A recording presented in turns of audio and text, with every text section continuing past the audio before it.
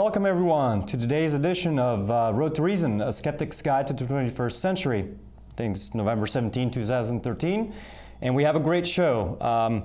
Joining us today, we have Benjamin Cook and Sarah Levin from American University Rationalists and Atheists. And also joining us via Skype is Matt Skeens, who's a political and atheist activist down in Wise County, I believe, right? Is that where you're from, Matt? Good. So this is great. It's going to be a great show. I'm excited about this show specifically because we've had a lot of really big name guests on the show. Dawkins, we've had Edwina Rogers and other people, Matthew Chapman a few weeks ago. But I think this show is going to be extremely important because we are going to have a voice for the younger generation of atheist activists. So I'm really excited about that. But before we begin our discussion, I would like to ask our viewers who have been watching our show, if you do enjoy our show and you do enjoy what you're seeing, we want to make the show better. We can always make things better. As good as it may be now, we can definitely make things a little bit more interesting. And you can do that in a number of ways. One way is to donate some money to us, as you can see in the lower third screen there, where you can send a check or money order. We can use this money for various things. We can get better graphics, we can get maybe buy some lunch for some of the volunteers. Believe it or not, everybody that does this show is a volunteer, so we're all sort of slaves to the show. So it would be helpful if we get maybe some food or things like that. But also we can fly guests in, pay for accommodations and things like that, and have people on the show as opposed to having them on Skype, because sometimes that causes some technical difficulties. And get camera crews to go out and film some footage that would absolutely get, local atheist and secular events. Right. There's a lot of things we can do with some donations. But the other way you can help for viewers that are local is that we need hands on deck. We need more people to work the sound, to work Skype, to be an assistant technical director.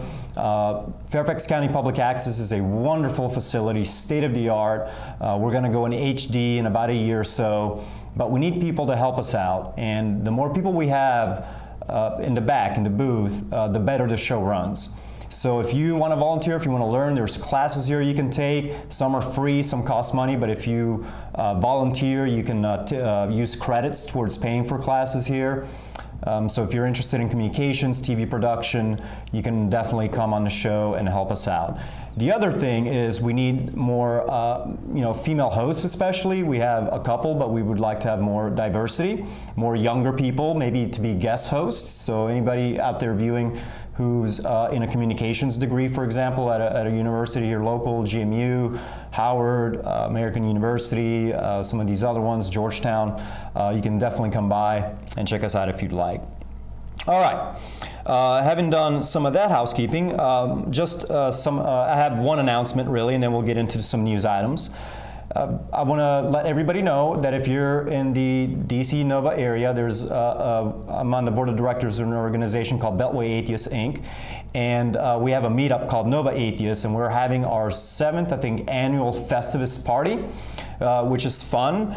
We ask for a $25 donation, but there's food and drinks, and we're also going to be raffling off a lot of autographed books by Andy Thompson, Richard Dawkins, Peter Boghossian has donated his new book, autographed. We also have Andy Thompson's book, Why We Believe in God. We have that actually in 3 different languages. He's donated that autograph. We have one in Polish, one in English, and another one it's not Arabic, but it's similar. I can't remember what it was, but it's an interesting copy of that book. So if you guys are in the area, this is going to be in Leesburg, Virginia. Go to meetup.com and check out Nova Atheists. All right, so for some news items. Rob? Well, we're going to talk about Typhoon Han, swung through about a week ago and it hit the Philippines. The death toll that I read from last week was close to 4,000, expected to go up. Millions of people were affected though, and displaced. And I'm sure that as this happens, there's people across the world that are sending out their prayers to help. And we're not cold-hearted atheists that are rooting against these people, but I think that it's important that we understand sending out prayers might make you feel better, and I guess for religious believers, they might feel some support from it, but a more practical approach is to accept the science behind global warming. Don't rely on magical thinking, rely on skeptical thinking and scientific thinking. And if we had done this 20 years ago, we might not face an ongoing slate of 100-year storms every single year. and millions of people were affected. Millions of people are going to continue to be affected every single year. And people wonder why we're activists as atheists, why we're skeptical thinkers. This is an important reason that you might feel good by saying, I pray that you do okay, I'm really hoping the best for you. It would be a lot more helpful for those people if we reduced our carbon emissions and methane emissions and took this seriously, and we need to do that going forward. And all the kind of lower socioeconomic status people are just going to be devastated in the upcoming years, and we need to take this seriously. So how does religion harm? This is one great way. And you also had some practical things people could do to help with the typhoon. So this typhoon hits me personally, specifically because I'm half Filipino and I do have family out in the Philippines, extended family, some cousins. And so I do care about what's going on, and unfortunately this storm has devastated major portions of the Philippines. One way you can help is there's an organization called Foundation Beyond Belief. If you want to help them out, they're being very helpful. They're very active in any major catastrophe, but especially now with this helping in the Philippines with this storm. If you want to check out what they're doing and how you can help, you can go to foundationbeyondbelief.org. Check out their website, and they got ways for you guys to help. So I think it's very important that us as atheists, regardless of what our beliefs are, actually anybody, regardless of what our beliefs are, we need to come together and be active. Not just thinking you want to help, do something. And as Rob said, praying makes you feel good, but it does nothing to those people out there who actually need the help. So go to foundationbeyondbelief.org, see if you can help out, and hopefully you will. Okay. And Ben and Sarah, I asked you guys before the show, in terms of global warming, is this something that sweeps through the college and everybody knows about it, everybody talks about it, or is this kind of a marginal issue, and if you're very interested in your own, you read about it, but otherwise you don't hear much about it? Well, when it comes to science, we see a lot of people still denying the overwhelming evidence for global warming. In fact, Gallup polls show that 37% of Americans still deny this self-evident fact. Why this is, it's very difficult to tell. I mean, a lot of people are growing up to be not just skeptical of science, but just deny it outright, regardless of what the facts demonstrate. But as far as college campuses, I think our view is a little skewed because we do go to school in DC, and you tend to be around a lot more politically active students in DC area. A lot of people come down for political science. They're interning for environmental nonprofits. So speaking to our campuses, yes, a lot of students are talking about this. You see, we've got a lot of those stickers on people's laptops saying, be green, that kind of stuff. Our school, in particular, American University, has, big on recycling, big on being green, but I don't know if that's necessarily representative of other campuses. Sure. Matt, do you have any comments or experience on that? In your college atmosphere, are people talking about this, or are people, blissfully ignorant? Get them all screwed. Yeah. Matt, I'm sorry. I think Matt. Can you hear me? Oh, there you go. Sorry, now you can. There hasn't been much talk about it that I've heard. When it comes to global warming, down in this part of the state, this is a cold country, so the EPA and global warming is not taken seriously as much as it should be, and it's kind of pushed away just because of the cold culture that's all all around us down here where I'm at, right smack dab in the middle of cold country. There are several groups down here on the college campuses, and local community groups that are really pushing forward, to go green, to especially, with other issues like GMOs and things like that. But for this issue in particular, like this massive storm, I haven't really heard that much about it down here on my end, unfortunately. Okay. We're going to work through a couple technical difficulties right here. Matt, while we have you on, another thing that we want to talk about news-wise was that really hits very locally here in Fairfax, Virginia, actually where we film, is that we just had the governor's race for Virginia, where Ken Cuccinelli obviously, despite God surely being on his side, didn't quite squeak it out. One of the considerations all along was, would it be ethical for Cuccinelli to remain in his position as Attorney General as the elections are going on? Lo and behold, there is a very, very close razor-thin margin to see who's going to be our next Attorney General. And wouldn't you know that Ken Cuccinelli sent some letters to the people that are going to determine how the votes are counted, striking out with a brand new method of letting voters be counted. And this could really determine who's going to be our next Attorney General. So you said that you've had a little experience in the past in terms of votes, running campaigns. I'd be interested in your thoughts on voter fraud, marginalization of students, what's going on right now with Cuccinelli in Virginia. Yes, I've actually worked on campaigns since I was about 17.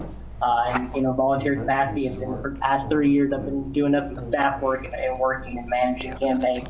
So I've had a lot of experience with what's going on, particularly here in Virginia. What I've noticed was there's not really any voter fraud going on, but the voter ID laws that Virginia has currently are pretty open and pretty, I guess you could say, liberal. There's a lot of IDs that are available that you could bring in, a bill, voter registration card, just different things like that. But as in July next year, we'll be going to the photo ID laws like many states have. And what I noticed, especially last year, working for the presidential race, the people were turned away all the time, even when they had proper ID. So when these new ID laws take place or take effect next July, I can imagine there would be thousands and thousands of Virginians in the minority and student population that will be affected during that. You made a couple great points. Again, your audio is a little tough to hear. A couple great points. One is that voter fraud in the United States is essentially non-existent. This is a drummed up way that we're not supposed to be partisan here, but this is the Republican Party doing this, where they're trying to marginalize minorities and elderlies and basically liberal voters. And because of a handful of real cases, in the single digits or double digits out of 300+ million people, they've ginned up this thing so they can literally marginalize millions of actual voters, and students are hit really badly amongst those. So that's a great point to make. There's no real voter fraud, but the voter ID laws, and like you mentioned, we're changing in July. We're taking a huge step backwards. It's something we all need to be aware of. We'll touch base with you again in the future. You can let us know how things are doing. Yeah. And can I just add one point? Like I said, there wasn't really any voter fraud in Virginia, and there was one instance of someone working for the Republican Party trashing voter registration sheets. Trashed about 12 of them. So that was the only thing we had. And of course, voter ID laws wouldn't fix the guy throwing trash in voter registration forms. But it's it's going to be a widespread problem next year. And I hope there'll be, maybe some secular organizations and other organizations in Virginia that, put out information about these new voter IDs and give people their proper IDs, especially for the presidential election in 2016. So it's going to be very important. You make a great point, and I think that the secular community definitely needs to get involved with this voter ID issue and try to maybe help some of these people who don't have proper IDs. I mean, this happened actually this election. I know they were reporting 100% precincts over in Richmond, I believe, and there was one precinct that actually hadn't even reported the votes yet. And so there's things like this that happen. And of course, we have this issue of provisional ballots that are, ballots that somehow don't quite, something happened or something or other didn't, I don't know what the issues are with some of these things. Maybe they voted two people voting in two different precincts or something like that. But I know that, for example, my wife, when she tried to vote, her voter card had a different name than what she's registered as, although she is registered in Virginia. So there's a lot of these things. Right, well, this will hit women disproportionately, right? So anybody with their maiden name changes when they get married, that's another vulnerability. And with voter ID laws, you start getting into some of these types of issues, I can imagine. And if we're having it and this is especially important in close races, and which is, I can't stress enough the importance for the secular community who has secular values, which may or may not reflect one party or another, but that have secular values that need to go out and vote, because literally when it comes down to our Attorney General's race, for example, every single vote counts, every single one. So that's something that we definitely need to. Right, we can all look back to when Bush was elected by the Supreme Court by a majority of Christian justices. and then they declared in making their decision, you cannot use this as a precedent for the future. And then I guess the fine print said, because we know that we're trampling on the national laws. These were supposedly people that really revered the state's independence, and they walked over the Florida Supreme Court, their decision, and made the backwards decision that the best way to get at the vote count is to not count the votes. Right. So again, in the secular community, this is a pretty good reason why we need separation of church and state. Bush then got in, and we ended up in a war where 500,000 innocent Iraqi civilians were killed. So, Christian religion was not just about persecuting people through the Crusades and the witch hunts and the Inquisition. In the last decade or two, we went and killed 500,000 Iraqis. So if we want to create terrorists, that's a good way. Now we had some technical problems. I'm not sure. Do we have? Well, I think we're Ben and still Sarah dealing. back with us, or are still working? Yeah, I think we still have some Okay. issues with mics. Okay. But so let's move on then. I mean, and we'll talk to Matt here in a minute, or continue on the discussion with Matt about some of the things he's doing. As I said, I'm especially excited about this show because we do have younger people being active in the secular community. We have a couple of student activists from American University. We have Matt Skeens, who's been a humanist activist in various ways. And so I think it's important that the youth stands up and is heard and is loud. Last year, last year, 2 years ago, we had the Reason Rally. A lot of young people showed up for that. It was wonderful. It was great. I think that kind of motivated a lot of student groups. The Secular Student Alliance has been wonderful at engaging not only universities, but also high schools, and I've been involved. I'm a director of educational outreach for Beltway Atheists, and I go sometimes in high schools when they do have atheist secular organizations, and I give talks and help out with that. But I think we have the mics back here, so I want to welcome Benjamin and Sarah again on the show, and thank you for coming on. Thank you for tolerating our. Yeah, sorry about the technical difficulties with the mics. I guess they're working now.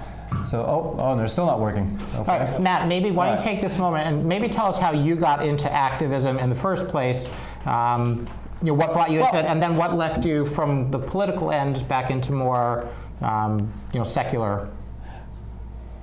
First I just started my political, of course I got involved with various campaigns, but locally I got involved via a school consolidation issue here in Wise County. I attended a lot of meetings, with our board meetings and school board meetings, and I noticed at our board supervisor meeting there was a lot of prayer. I didn't really pay that much attention to it then. I was very, involved in the consolidation issue. But last year actually, I attended the Reason Rally, and that really kicked off, what secular and human activists that I've been doing since then. And earlier this year, about a few months ago, I started to really investigate and do some research into my area here in Southwest Virginia.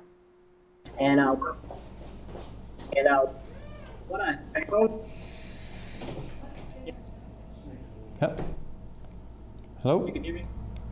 I think you have just cut out. We just cut out a second ago. We do apologize for the sound difficulties today. Again, this is an example of why we need more help here in the studio. We have very limited resources, and we have Paul and Carrie, our technical directors, that are scrambling around. So we definitely do need more people on hand. But I'm going to float one thing. If you guys are able to play media, you could hit that Board of Supervisors QuickTime. If you're not, we'll just talk about it. Okay, we're going to roll that. This is something that Matt sent me.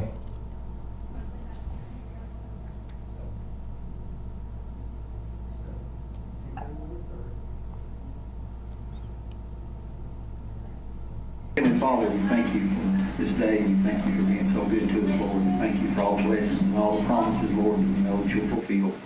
God, we pray for our nation, this great United States of America, that they would turn back to you, Lord, as the answer to this world's problems. We pray for each one that's here tonight, Lord, each board member, Lord, and their families, that they make decisions, Lord, for our people and for this county. Just lead, guide, direct us, forgive us where we fail you, or we love you, and thank you for being our Savior. In Jesus' name I pray. Amen.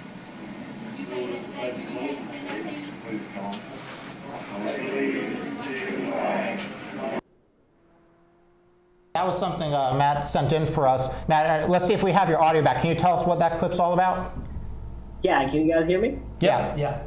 Yeah, like I said, early a few months ago, I started doing research about my county and really the general area, and I found that most of these, attending these meetings myself, I noticed a lot of prayer in them.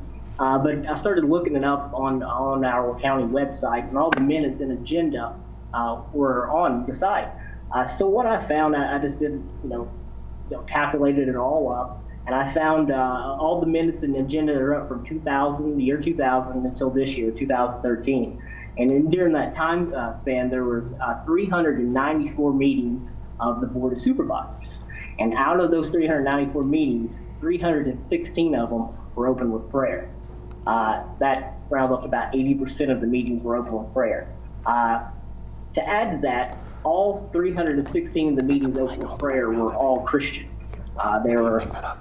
I just want to make clear that some were sectarian, and like you just heard, and then some were non-sectarian, but 80% of them were open with prayer. Only one regular meeting, there's a various meetings, workshop meetings, only one regular meeting, that's where they come and vote. Out of all 13 years, only one wasn't open with prayer, and that's back in 2000. And these were a wide range of different denominations speaking. I take it you had some Jewish ones, Muslim, Hindu, or was there a preponderance of one particular prayer? There was, like I said, these were all Christian pastors. I missed you. Maybe you had said that. Your audio cut out here a little bit. Yeah, so I just want to make that point that we talk about religious openness and inclusiveness, but these were all Christian prayers, basically, and maybe we can talk a little about separation of church and state at some point. So just real quick, just to kind of reiterate what Matt said, I've been to a few, actually more than a few, of Loudoun County Board of Supervisors meetings, and most of it through our organization, Beltway Atheists, where we tried to ban religious displays on a courthouse lawn during Christmas time. And every single time we went in, a prayer was led by one of the Board of Supervisors, usually the chairman, Scott York, into a very sectarian Christian prayer. And so every time we go there, we sit there and I go up and give my little 2-minute talk, that's all they allow during these public meetings, and I tell them, well, now that you've opened up this board meeting to the public with a sectarian Christian prayer, as an atheist, I feel like you guys obviously have nothing to, or don't care about anything I have to say. So I think it's very important, and we recently had a Supreme Court oral arguments, Reese versus Galloway, that talked about opening prayer with, or opening board meetings and council meetings with prayer.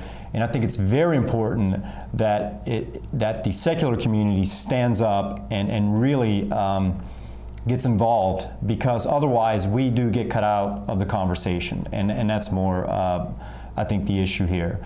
So with that, I think we got you guys mic'd up. We have a working mic. Yeah, we have a working mic now for now, Sarah, Benjamin and Sarah. So Sarah, maybe you can start. You had a news story you're going to tell us about, some advice that comes to your campus. Can I add a little something to just the prayer meeting? I'm sorry, go ahead, Matt. I said, could I add a little bit to the prayer discussion? Like I said, 316 were open with prayer, and all 316 were Christian prayer. And I just want to add one more important thing is all of these are broadcast on our local public access television. All the prayers are always broadcast. So that's just another portion of it.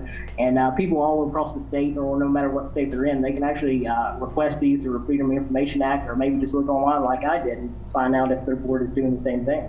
But that was one of my questions to you when you sent me that video, was did you shoot this on your phone, in a clandestine manner? And you're like, nope, they're completely open about this. And that's why atheists, we need to get out there, and secularists, and talk about separation of church and state. It really is important, and it's not just a couple of lunatic zealots that are trying Right. to do this. This is half of our country is very comfortable with Right.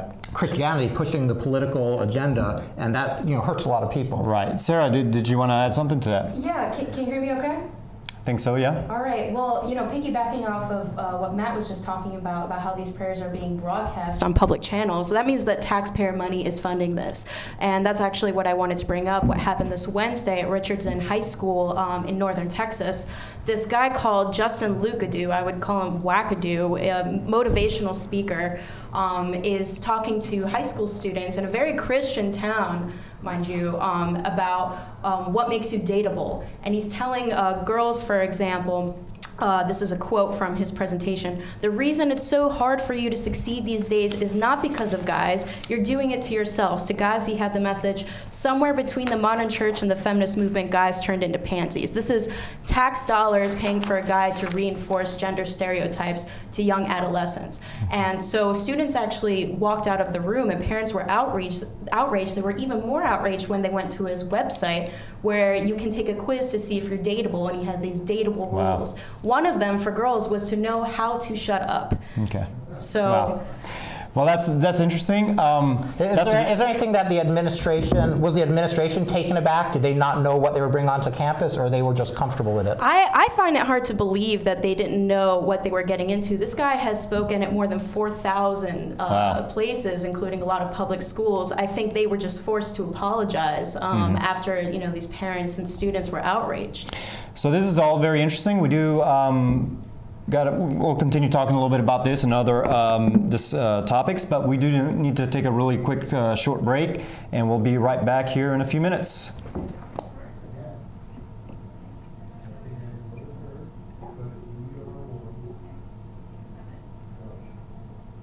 This is Richard Dawkins. Doing commercials is unfamiliar territory for me, but I'm inviting you to watch Road to Reason, a skeptic's guide to the 21st century, on Fairfax Public Access every Sunday.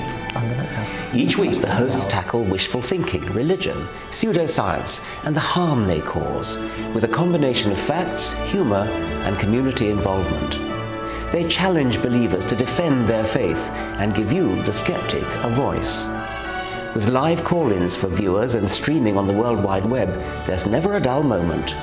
Don't wait. Look at them now on Facebook and YouTube, and remember to watch Road to Reason, a skeptic's guide to the 21st century, or there'll be hell to pay. When I was younger, I didn't want to admit I had a serious disease. Because of my diabetes, I lost the sight in my left eye. Misconceptions continue to surround this monster public health issue. But the simple truth is, diabetes can often be prevented and complications avoided. You're not alone. Understand the realities of diabetes and know that you can manage it and lead a full, active life.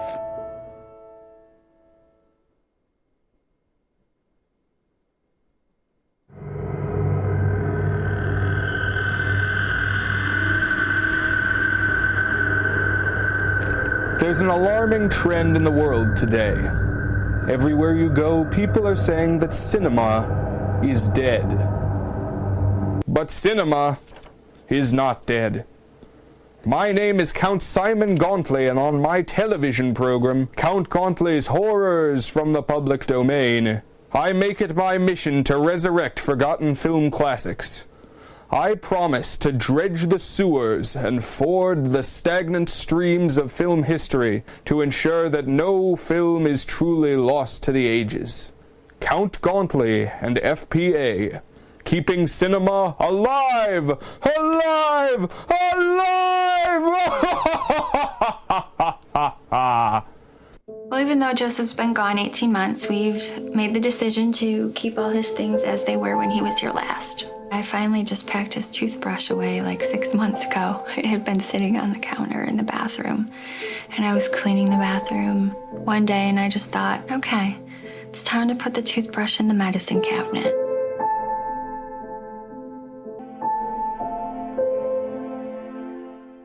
So, I just moved in with his family, and it's embarrassing. The little one, he likes to go outside and crawl around in the giant litter box. I don't know what he's doing. I mean, I was born and I knew how to use the litter box. Look at that. That's disgusting. Oh, poop already. You're making me nervous. Oh, okay, I can't look at this anymore.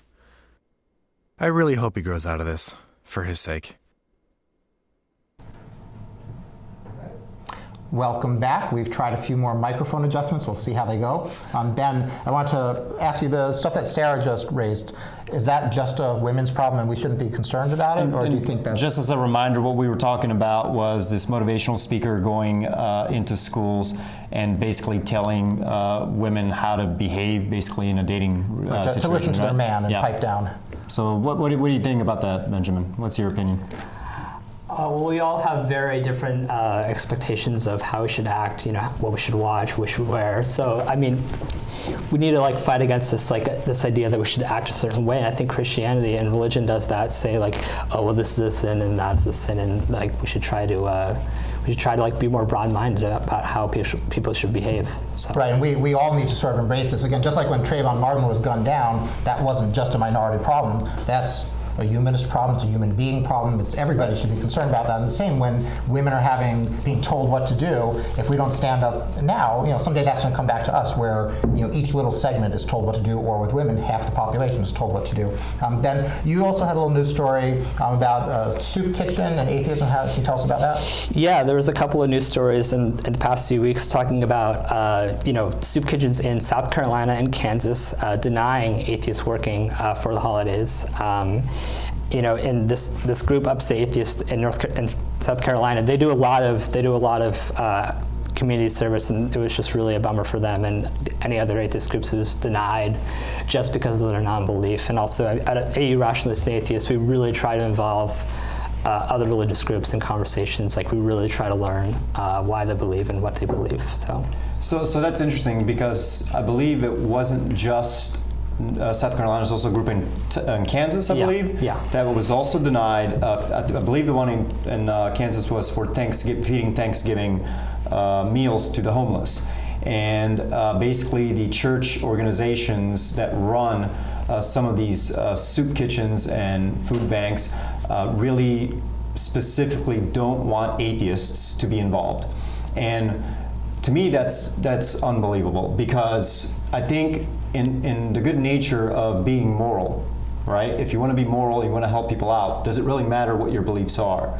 I think this shows that, especially in these two cases, and there's probably many more out there, that Christian organizations have a primary goal, and that's not feeding the poor. The primary goal for some of these organizations is, in fact, proselytizing. And that's evident by shutting atheist groups out. And even the atheists didn't even want to advertise themselves as atheists. They just wanted to help, but they knew they were from an atheist group, and they shut them out. On the way in, I sometimes listen to either some Christian music or Christian talks on the radio, and they addressed that very point where they were saying, our purpose here on earth is not to love one another, is not to help one another. It is to continue Jesus's work and save souls and convert people. Right. And there it is, right? In faith-based initiatives and helping out, in soup kitchens. Atheists or just humanists want to help, and to get purposefully shut out really shows religion's true colors. Absolutely. They're not about helping people. Some of them are. A lot of the individuals are very just kind, decent people. And to be fair, I know personally a Methodist preacher locally where we live who does help out. And what they do is, in order to get rid of that perceived conflict of interest, they just raise money and they raise food, or they get food donations, and then they give them out to government agencies. They don't need their names on there. They don't have, it's actually, they kind of cut that part out. And that's respect, and I respect that. And I think that's how it should be. And there's lots of good individuals. We always try to make this point. We're not attacking religious individuals. We're trying to show that, as Peter Boghossian talks about, that faith is just a terrible epistemological system. It's not a good way to know how the world works. Right. There's lots of good people that are trapped in religion, that were born into it, that were indoctrinated, and they're still good people. And it's not their fault. We shouldn't address them with hostility.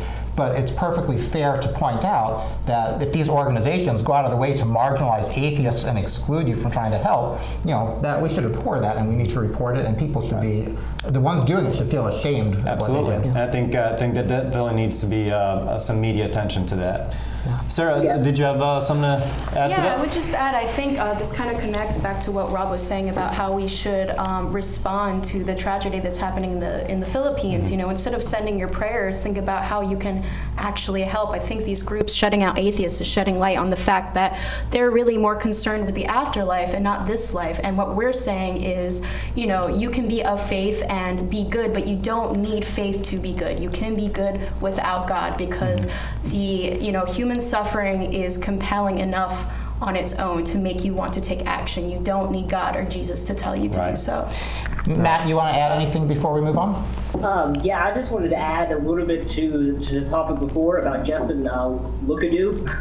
Actually, myself, I was reading those articles as well, and then I looked up at his schedule, and for the past few years, and he had actually made several trips to my area and Scott, Russell, and Wise counties, talking to public high schools, elementary schools, and middle school here as well. So I would encourage everyone to go look and see if he's in your area or if he's coming to your area, because he's a very, very misogynist man. Funded by taxpayer money.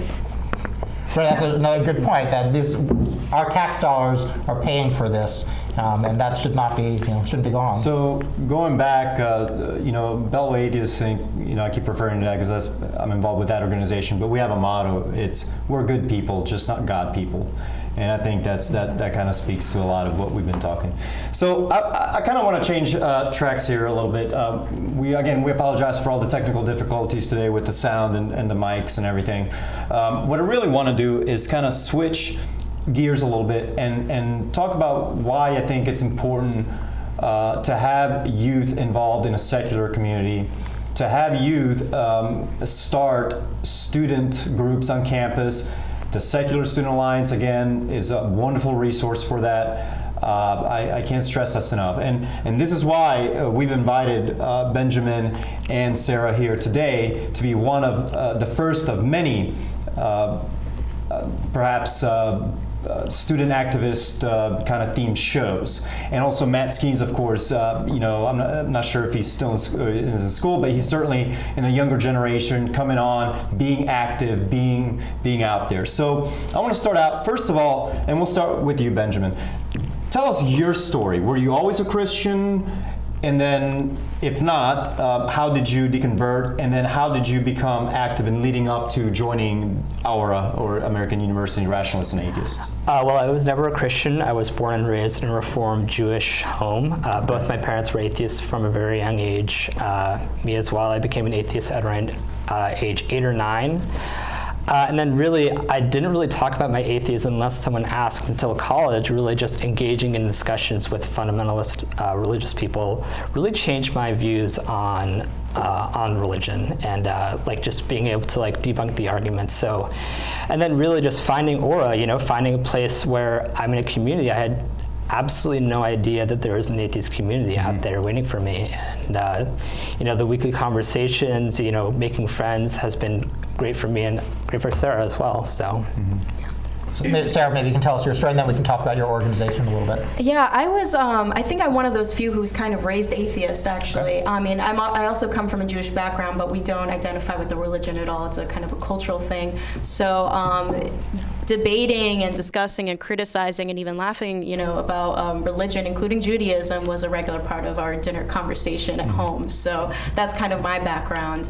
And I don't know, I got more involved also on campus, realizing that there was a group for this. And I think more recently I've become more active because I've realized that all these other issues that I care so much about, whether it's reproductive rights or same-sex marriage, real science education in schools, and real sexual education in schools, they're all coming. There's the root problem is the same. And if I'm fighting for taking religion out of government, I can fight on all fronts at once. Right, and that's essentially a lot of secular ideas do kind of tend to be more of these progressive ideas as well. Certainly atheism is not necessarily one way or another, but certainly most atheists, I would say, especially in the younger generation that join secular groups, use that as a front to attack all of these issues from a separation of church and state perspective, and that's absolutely true. It's important to acknowledge that atheism by itself does not necessarily entail good human values. You can have nasty atheists, you can have smart atheists, you can have dumb atheists, you can have flaky ones. But what it does is it gets rid of a 2,000-year-old tome that tells you the actual correct way is to hate homosexuals and to marginalize women, and that slavery is actually A-okay with God. Once you get rid of that document, we're left as evolved social primates trying to get along, and I think you have a lot better chance of espousing humanist values. Matt, do you want to tell us your story, and then maybe we'll come back to the organization? Like, how did you start out in terms of religion and get where you are? Yeah, I was actually raised, for the first portion of my life, I was about 10 or so. I was in a Baptist church. And then after that, we sort of switched to a Pentecostal church, which comes from my mother's side. And I was very involved. I was in like youth groups and all that back then, probably till I was about 17. And then I started, actually reading the Bible and, finding a lot of things I disagreed with. And then, once you dissect and once you look at things from, a different prism that you were looking for before, a bias one, then you really start to understand and notice that there's just a lot of things that, one, you don't agree with, and two, make absolutely no sense. So when I was about 17, maybe closer to 18, that's when I started to question more agnostically. And probably when I was about 20, I come out as an atheist to myself, but I'm still very closeted to my family. Mm-hmm. Can I just add a point onto what Matt said real quick? I mean, you see this, over and over with people like, Matt Delonte, Dan Barker, Seth Andrews. They study to become ministers, and they study the Bible so closely that they find out that there are contradictions like they otherwise would not have known about, simply. So. Right. There seems to be a theme with learning about a certain religion and becoming an atheist. It's almost like the more you learn about it, and I think there is one ingredient to that, though, and that ingredient is the capability of critical reasoning. I think most people who are born and raised religious and then study religion very carefully, and they have that capability of critical analysis and critical reasoning, tend to separate themselves from that religion because they start to see all of the flaws associated with that. Not just flaws with science, but also flaws with morality, because I think there's a lot of immoral things in the Bible that people tend to kind of shut out. No, we're not going to talk about those things. Like slavery is very well accepted in the Bible. It is in the Old Testament, and Jesus never refuted slavery, not one. And just a side note here, for anybody that wants to read more about slavery in the Bible and a justification of it, there's a book by a gentleman by the name of Robert L. Dabney. It was written during the Civil War. It's called A Case for Virginia and Through Her the South. He gives both a very specific account of Old and New Testament for slavery. And I think that's one of those books written by a minister during the Civil War that Christians really don't want you to read. So I urge everybody out there to go read that book. Right, and I think apologists are happy to sort of whitewash that whole thing. Yeah. I think Richard Haynes said this last week, in another 20 or 30 years, once gay marriage is accepted, the Christian apologists will then be rewriting and saying, oh no, the Bible is pro-supporting gay people. We just didn't read it correctly back then. And in the secular community, we can't let them get away with that. Right. Just like with slavery. God was pro-slavery. There's no two ways about it. So if we have an infallible God, either slavery is right or we don't actually have an infallible God. Right.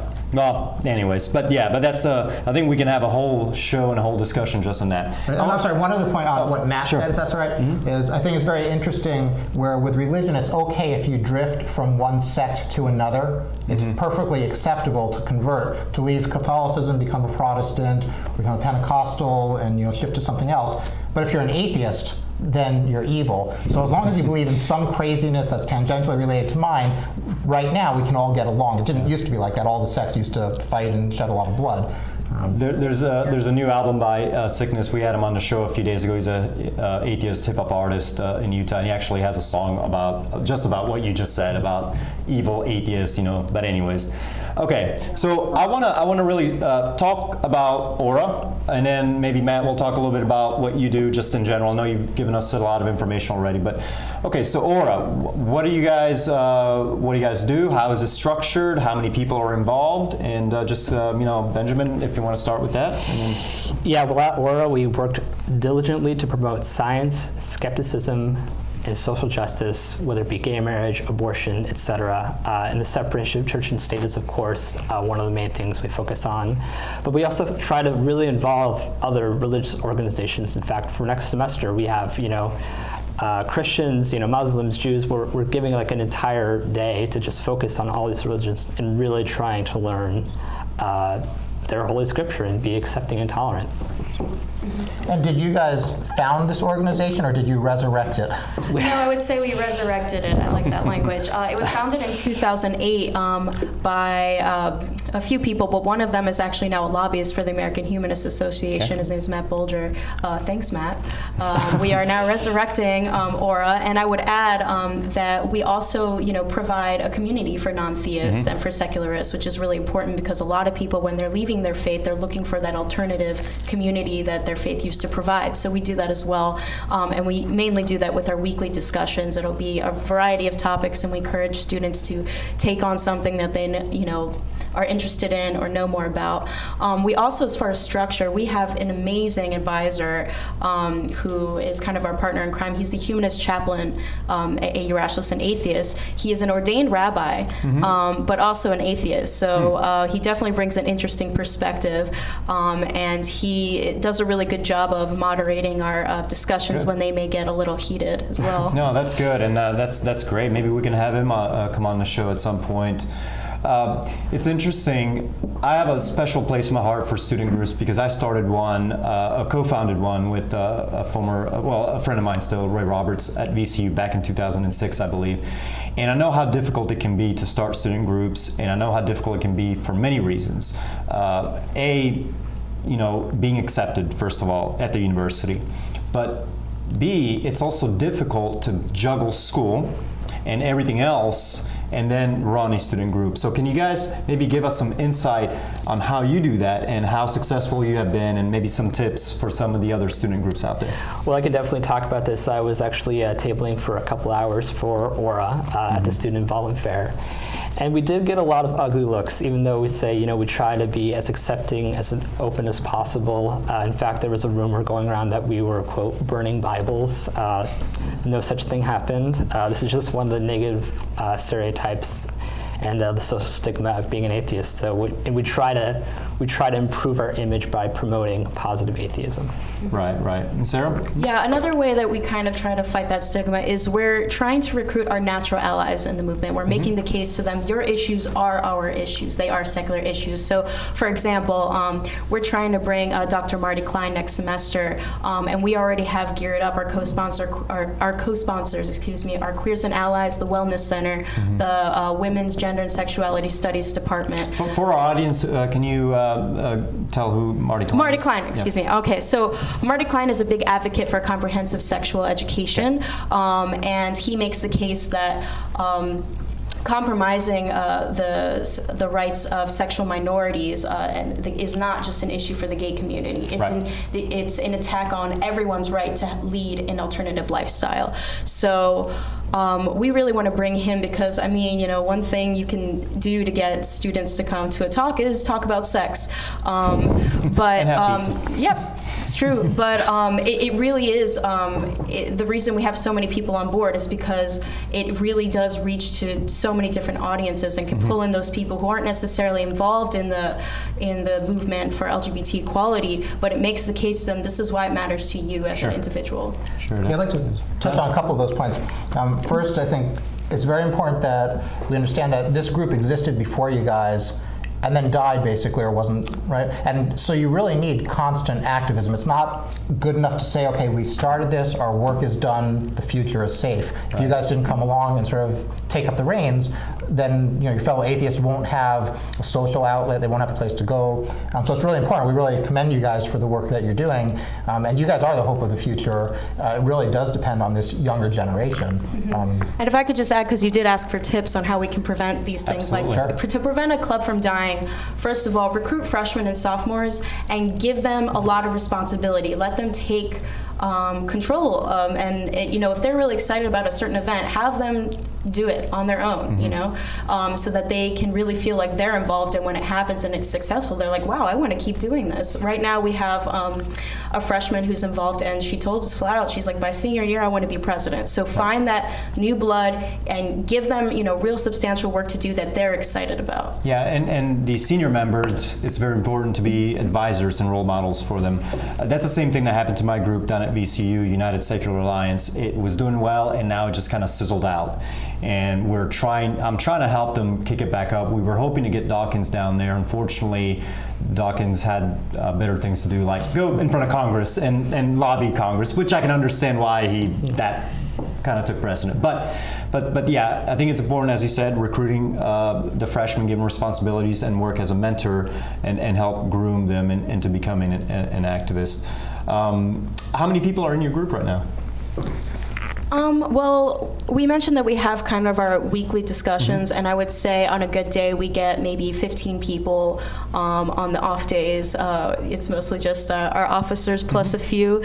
But at our events, we've gotten much more people. For example, Ben, how many people came to St. Andrews? I think 60 or 70. Yeah. Also, just being out there, even if people aren't ready to come out of the closet, I'm sure that they're very appreciative that they see you there, at least quietly in their own hearts and minds. They might be thinking, maybe this is okay, maybe next year, maybe 2 years, or just, I didn't realize there was still that much of a stigma again amongst young people. I was hoping it was better for you guys, but you spoke about image as a big thing. And Matt, we don't have that much time left. Matt, maybe you can tell us about some of your experience. You've been an activist for a long time for such a young guy. Do you have any advice, or want to tell us how things have gone with you? Yeah, I haven't done a lot of secular organizing or on campus and stuff, so what you guys are doing is awesome. I'm going to be hopefully getting into that. But I have been a campus organizer for political campaigns. We're working on various campaigns a lot here in Virginia. And the tips that we, little things that we use to get folks to come out, maybe to get people more interested, is always be active. You can go to any meeting, or go to any chat line and just talk about, things, issues, atheism. But action is what keeps people coming back. They'll come in and see what it's all about, but if it's just going to be, you guys sitting around or anyone sitting around, then you're probably not going to be that interested.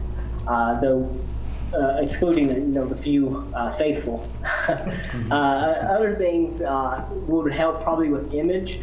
Is holding events, charity drives, of course the Hug at an Atheist Week, just various different events to show people, hey, good without God. We can do all this. It removes all the stigma, and also to have events like that increases your visibility quite a bit. So not only are you improving your image, but you maybe get some new members through these events as well. It seems like you guys are doing really great events. A couple more is very little, but have food maybe at your events. We do stuff on campus. We always maybe have a pizza there for the students. Students will always come out, especially college kids, come out for free pizza or any type of free food. I know I do. Go ahead. No, I was going to say real quick regarding about food and pizza. That kind of brings me to I had a thought in my head about that. Does your university support you guys financially? Can you apply for money? And if so, how does that work, and how easy is it, and how much do you guys normally get? Yes, they do. You have to apply, and you have to outline a budget what you're specifically going to use it for. And we actually got awarded, I think, close to 1,000 we had to work with this year. It's pretty fierce competition, limited resources among a lot of student clubs. But definitely we have a pretty substantial amount. So on that front, the school has been pretty cooperative. That's good, yes, because I know that's one of the things when I was running a student group, one of the things the treasurer had to go and sit on a number of meetings with the university officials. And yes, you had to have a budget, you had to allocate money, and if we were having a major event, sometimes we could ask for extra money from other departments. For example, we hosted the first Frank Turek versus Christopher Hitchens debate, which was interesting, and we got some money from for the student group, but we also went to the other departments and asked, hey, this is going to be a big thing, can you guys throw some money our way? We were able to collect some money to pay for all of that. Right, and we actually, to bring Dr. Marty Klein, we've gotten all those departments I mentioned before have contributed to his honorarium, so that's definitely a good way to go. Good. Find the departments, the academics who'd be interested in your topic. And also, I don't know if it's the same at other universities, but one thing that really motivates them to give us more money is if we show them that we're co-sponsoring with a lot of other student groups. They really want more student groups to be contributing to each other so that the resources are being used more efficiently. So that's just another motivation to start working with other groups. Absolutely, yeah, and kind of pull together your resources. Yeah, that's good. One of the things we can hopefully do on the show, is facilitate. We get some fabulous guests, even though there's just a few of us that do this. And if we can hook up some of your student groups with potential lecturers and stuff, we'd love to try to help you out. Real quick, I hate to break you, but we do have one call, and we do only have like a minute left, so we can patch this caller in. Can you hear us? Yeah. Okay. Yes. How you doing? I'm doing okay. All right. You got less than 30 seconds. Go ahead. All right. I'll make it quick. My question was to the MU students. When it comes to outreach, leader interest groups, do you find a lot of friction? Yeah, well, we really just started doing outreach this year. In fact, reaching out to other student groups, whether it be GW, Georgetown, GMU, and also, Beltway Atheists and Nova Atheists. So that definitely helps us a lot, increasing our base as well as getting involved in more events. Yeah, and to kind of specifically add to that, what's in the works right now is we're kind of trying to get in touch with all the secular student groups in the area, made a Facebook group where we have kind of a point of contact where we can tell each other where things are going on, hey, there's a speaker in town, but we're also working on getting us all together in the same room so we can really get to know each other, because in the future what I'd like to see is that we can kind of on command show a united voice, have more manpower. I think we're out of time. I think, I want to go ahead. We only have a few seconds left. I want to say that also Beltway Atheists on the outreach for educational outreach. I can definitely help you guys out if you guys need to help organize some things. Also, again, mention Secular Student Alliance. I believe you guys are members of the SSA. Any student group out there who wants to start or already maybe have a student group on campus, and not just on college campus, but also in high schools. Secular Student Alliance is a place to go. We can, and then bring you guys maybe on a show and we can talk a little bit about that. But we're just about out of time. I do want to thank everybody for joining us, Benjamin, Sarah, and Matt. Thank you very much. And check us out on YouTube and on Facebook. And we stream live on Ustream.tv. And read your Bible.